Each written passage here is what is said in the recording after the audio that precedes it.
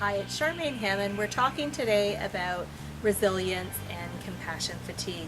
Now, the way I like to look at resilience is a little different than the typical definition. Typically, it's described as the ability to bounce back after change, challenge, crisis, and adversity. But I've been working in the field of resilience for many, many years, and I've learned it's more about what I call bouncing forward, the ability to, in the face of crisis and chaos and adversity, step forward and move into action, move into personal growth. So today, as a follow-up from the planning day that we had in Edmonton for the Social Profits, I'm going to offer a few more tips around how you can be resilient as a human being, as a person, and a few things you can do to create an organization that is responsive and more resilient. So let's start with tip number one to bounce forward, and that's about setting realistic goals.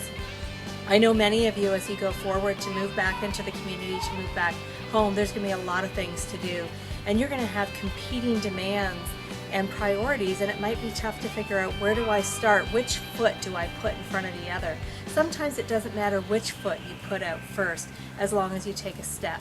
And when you're setting goals, I think at this point it's really important to set small goals, not huge goals, small goals that are in keeping with your organization's vision and values. So staying true to your organization's purpose or mandate, but setting small goals that might be goals for the next hour, goals for the next afternoon, goals for the day, goals for the week. But when you create goals that are smaller, bite-sized, or chunked down, what happens is you have a better chance of achieving them.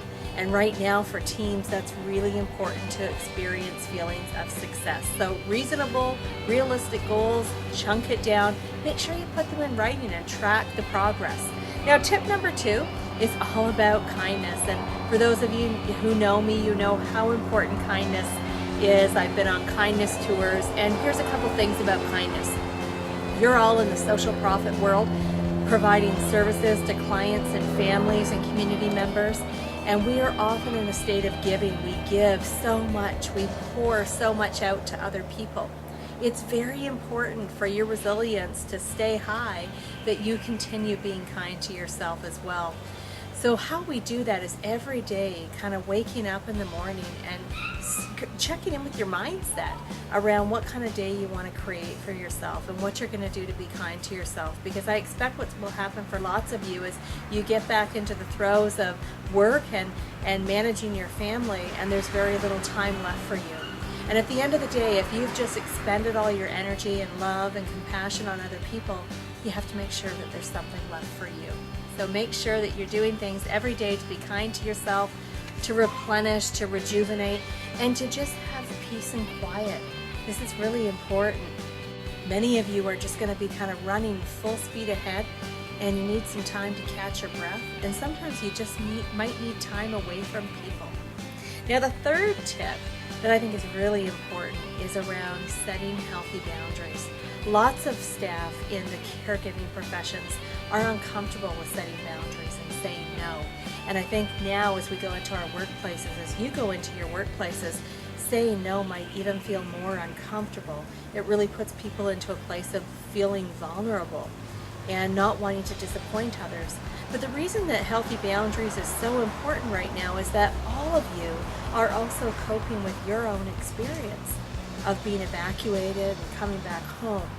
So healthy boundaries are critical to be able to provide the service that you want to families and community members. It's about being able to say no without guilt. It's about being able to ask for help when you need it. It's also about being able to know what you're capable of every day. Your capacity to give and your capacity to receive is going to change on a day-to-day basis. So important to just be really self-aware, be present, and be mindful. The next tip around resilience is asking for help. I kind of just led into that. Asking for help is so difficult for many people. And women, I hear, struggle more than men. I do a lot of work in corporate workplaces as a speaker and a trainer, and I hear this every single day that I'm in organizations, that asking for help is uncomfortable. Here's what I've learned after working with thousands of people around the world, is that the majority of people want to help. They want to see you be successful. But when we're not clear with our intentions and we don't let other people know what we need, they don't know how to help us.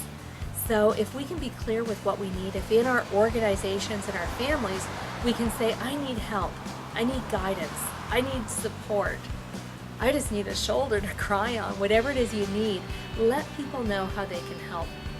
The other reason that this is so important is that when you're able to express your need for help, you give other people a purpose.